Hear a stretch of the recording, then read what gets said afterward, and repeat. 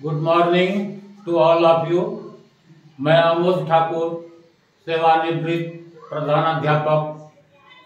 मेरे YouTube channel concept learning पर आप सबों का हार्दिक स्वागत है। पाठकों, मैं वर्तमान समय में विभिन्न प्रतियोगी परीक्षा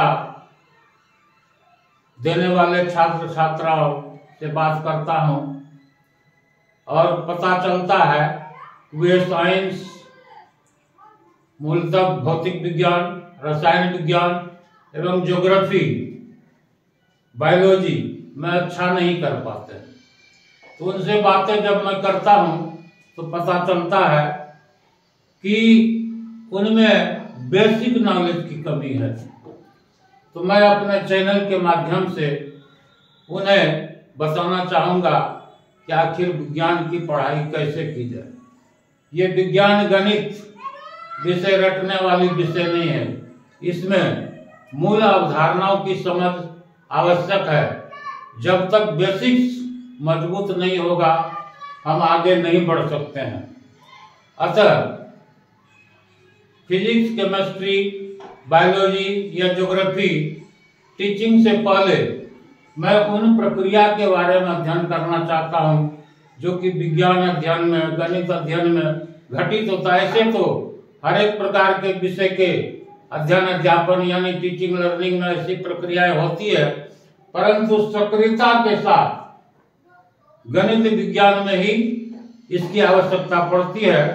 अतः बच्चों को असफलता से निराश न होते हुए इन मूल अवधारणाओं को समझना होगा और यदि इस अवधारणा के तहत इन बेसिक्स के माध्यम से वो अपनी पढ़ाई जारी रखेंगे तो मुझे विश्वास है कि वे अवश्य सफल होंगे।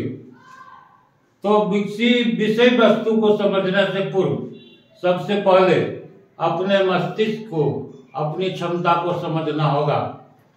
तो शिक्षण अधिगम के क्रम में यह देखा गया है कि हम कहाँ से प्रारंभ करें अपना अध्ययन।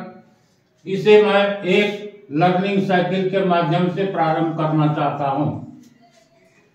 जब भी कोई बच्चे प्रारंभिक कक्षा में नामांकन के लिए आते हैं अथवा कोई पढ़ा लिखा लड़का किसी कोचिंग इंस्टीट्यूट को ज्वाइन करता है तो वहां पर शिक्षक किसी पाठ विषय को प्रारंभ करते हैं। चूंकि भौतिकवादी युग में लोगों के पास इतना समय नहीं है, प्रतिस्पर्धा के जमाने में लोगों के पास इतना समय नहीं है कि हर एक बच्चों के पूर्व ज्ञान का आकलन किया जाए और उनकी वैयक्तिक विभिन्नताओं यानी इंडिविजुअल डिफरेंस के आधार पर पठन पाठन की प्रक्रिया की जाए प्रारंभ। तो वो कहीं से स्टैंडर्ड मानते हुए प्रारंभ कर देते हैं, अपने सिलेबस को प्रारंभ कर देते हैं।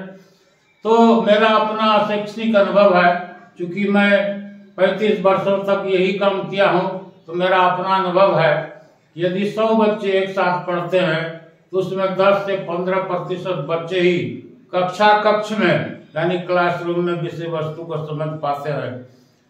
कुछ बच्चे ऐसे होते हैं जिन्हें आधी समझ में आती है, आधी नहीं आती है, और 50% तो ऐसे होते हैं जिनके सर से ऊपर से बातें निकल जाती है। तो आखिर ऐसा होता क्यों है? तो उसका मूल कारण है कि उनका जो बेसिक्स है वो उस स्तर का नहीं होता है। इसे आप जस्ट एक उदाहरण के द्वारा समझे। मैं मनोविज्ञान के बारे में पढ़ाने नहीं जा रहा हूं, लेकिन चूंकि अध्ययन अध्यापन मन से रिलेटेड है, दिमाग से रिलेटेड है, ब्रेन से रिलेटेड है, अतः अपने ब्रेन को समझना आवश्यक है। इसे इस प्रकार देखें। माना इस सर्कल के सर्कमफ्रेंस पर अनेकों छात्र आते हैं अधिगम के।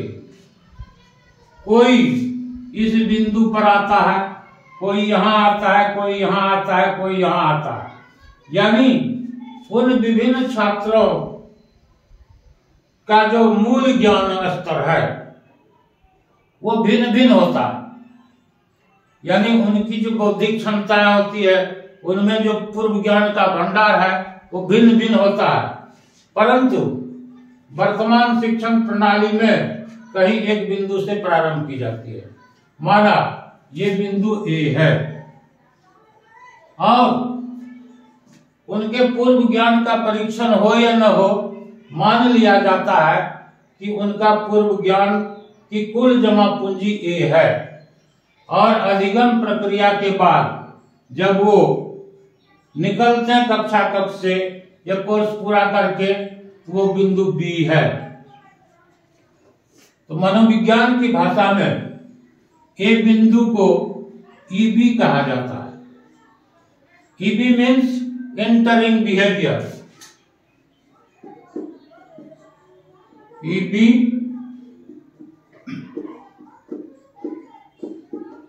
Entering behaviour.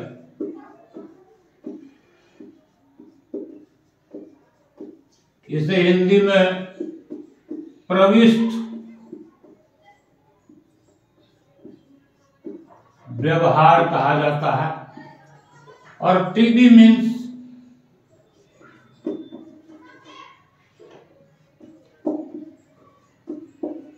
Terminal behaviour.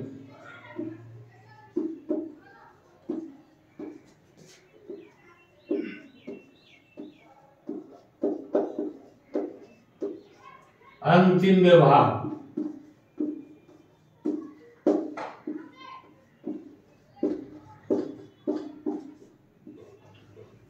गणित की भाषा में जहां संवेदना की कोई जगह नहीं है, इसका एक रूल होता है। तो लर्निंग इक्वल टू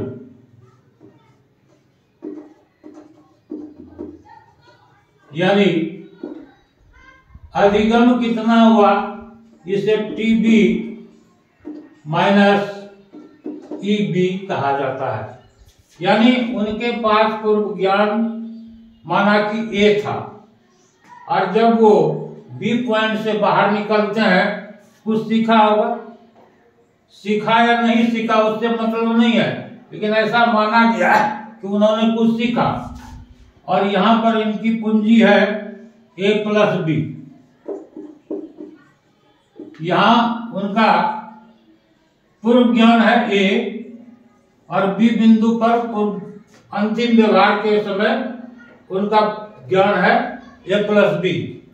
तो learning equal to t b means a plus b minus a equal to b, यानी बी लर्निंग हुआ। यदि बी लर्निंग हुआ तो क्या उनके व्यवहार में कोई डिजायरेबल चेंज हुआ? क्योंकि लर्निंग का डिफिनेशन है learning must brings A remedial change in behaviour. If change in behavior has taken place, learning has taken place. If no change in behavior has taken place, no learning has taken place. Means यदि उन पाठकों, उन बच्चों के व्यवहार में आमूलचूल परिवर्तन हुआ तो अधिगम की घटना घटित हुई। यदि उनके व्यवहार में परिवर्तन नहीं हुआ तो अधिगम नहीं हुआ, मतलब शून्य हुआ। इस प्रकार यदि चूंकि लर्निंग की प्रक्रिया तभी होगी जब कोई आधार होगा। जैसे आप किसी बिल्डिंग को बनाना चाहते हैं तो उसका बेस होगा। तो पहले आप गोल निर्धारित करते हैं कि बिल्डिंग कितने महल का होगा, कितने स्टोर का होगा। उसी के अनुसार उसका फाउंडेशन तैयार किया जाता है, टाइपिंग दिया जाता है। उसी प्रकार आपने अपने जीवन में अपना लक्ष्य क्या निर्धारित किया है, उसी लक्ष्य के अनुसार आपको पूर्व ज्ञान का बेस बनाना पड़ेगा। जब तक आपके पूर्व ज्ञान का बेस मजबूत नहीं होगा, आप ऊपर बिल्डिंग तैयार ज्ञान का भवन नहीं बन सकता है। अतः विद्यार्थी का प्रथम कर्तव्य है कि अपनी असफलता से विमुख होकर, मुक्त होकर के अपने बेसिक्स पर ध्यान दें। जब तक उनकी बेसिक्स ठीक नहीं होगी वो आगे कभी नहीं बढ़ पाएंगे। इसे मैं पुनः एक उदाहरण के द्वारा व्यक्त करना चाहता हूं।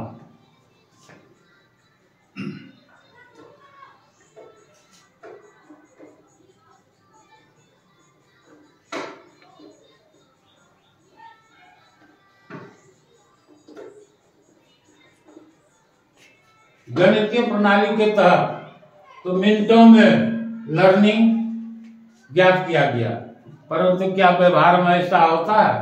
क्या शिक्षण अधिगम प्रक्रिया में ऐसा होता है? इनमें वर्षों लगते हैं, महीनों समय लगते हैं और कई दिनों के अभ्यास के बाद ऐसा होता है। इसे आप इस प्रकार देखें, इस प्रक्रिया में मतलब अधिगम को अस्थायी बनाने के लिए कितने चरणों से होकर के गुजरना पड़ता है, जिसे हम कहते हैं लर्निंग।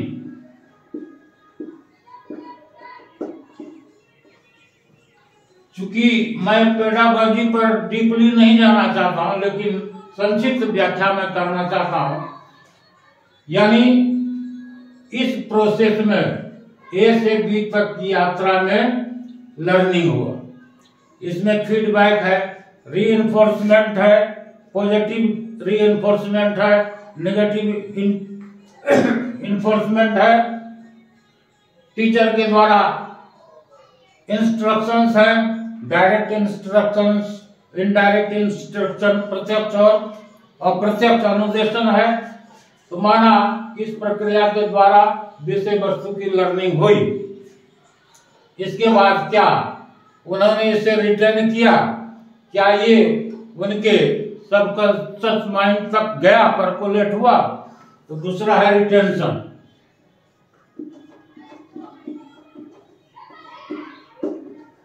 यानी धारण, रिटर्न करना। आप किसी घड़े में जिसमें छिद्र हो और इसमें पानी डालते जाए तो क्या वो रिटर्न होगा? नहीं।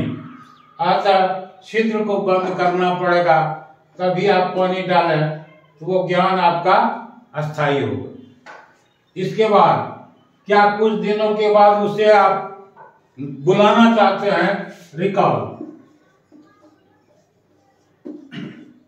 यानी शिक्षक विभिन्न प्रश्नोत्तर के माध्यम से या विभिन्न टेस्ट के माध्यम से यह जांचना चाहता है कि बच्चों ने जो सीखा क्या वो उसका आह्वान कर सकते हैं।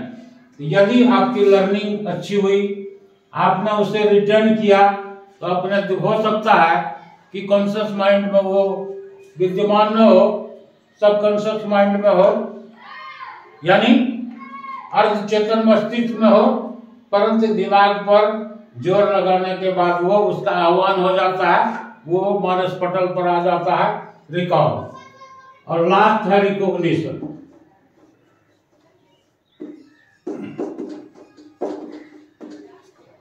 यानी पहचान। तो यदि इन स्तरों से गुजरते हुए आप यहां तक पहुंच गए, मीन्स उस विषय वस्तु को धारण कर लिया, उसे अपने व्यक्तित्व का, अपने मस्तिष्क का एक अभिन्न अंग बना लिया, तो आपकी लर्निंग पूरी हो जाएगी।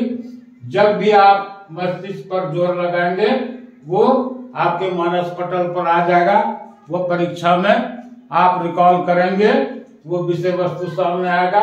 अतः इस प्रक्रिया के द्वारा आप अपने अध्ययन को आगे बढ़ाएं, सफलता होगी।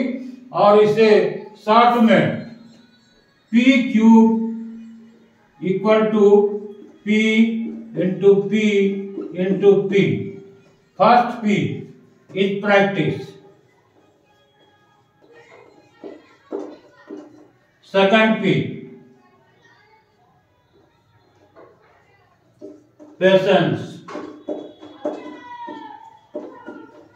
and last P perseverance।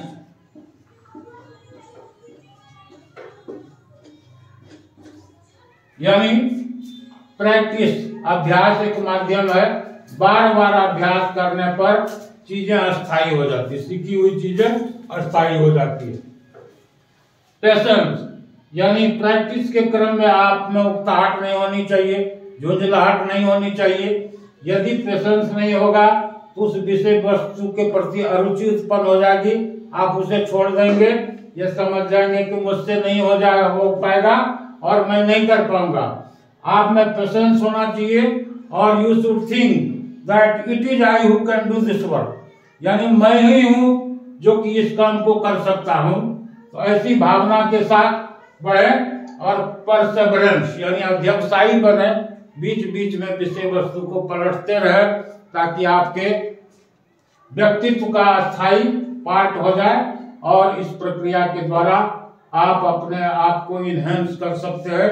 मैं आशा करता हूं कि आप इसे सरलता से समझ गए होंगे और यदि इन पद्धतियों का पालन करते हुए आप विज्ञान, गणित, भूगोल जैसे विषयों का अध्ययन प्रारंभ करेंगे तो नो डाउट कि आप सफल होंगे।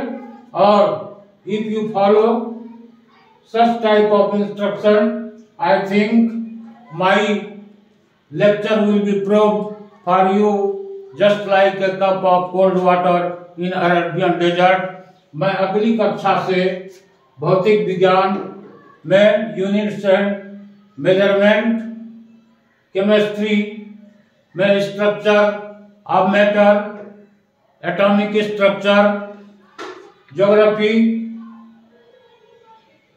लॉन्गिट्यूड, लैटिट्यूड, पेंथालासा, पेंजिया से प्रारंभ करूंगा जो कि बेसिक्स है। और आप यदि इस प्रक्रिया के तहत अपने मस्तिष्क का यूटिलाइजेशन करेंगे तो आपको अवश्य समझ में आएगी।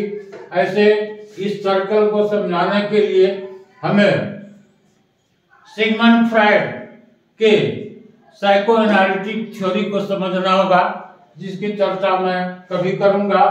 आशा और उम्मीद है कि आप विषय वस्तु को स्पष्टता से समझ पाए होंगे और आप इसी प्रक्रिया के तहत अपने अध्ययन अध्यापन को प्रारंभ करेंगे। धैर्य के साथ आपको सफलता अवश्य मिलेगी। और मैं आपसे एक निवेदन करूंगा, चूंकि यह चैनल फ्री ऑफ कॉस्ट है, मेरे तरफ से कोई पीडीएफ, कोई कोर्स बेचा नहीं जाएगा। मैं सेवानिवृत्त शिक्षक हूँ। मैं बच्चों के आग्रह पर उनकी समस्याओं के समाधान के लिए इस चैनल को मैंने प्रारंभ किया है और आप निःशुल्क मेरे चैनल के द्वारा मेरे द्वारा बताई गई बातों को सुनेंगे तो आपके जीवन में सफलता के मार्ग खुलेंगे। इसी विश्वास के साथ मैं अपनी वाणी को विराम देता हूं और कल मैं यूनिट और मेजरमेंट प्रारंभ करूंगा। धन्यवाद।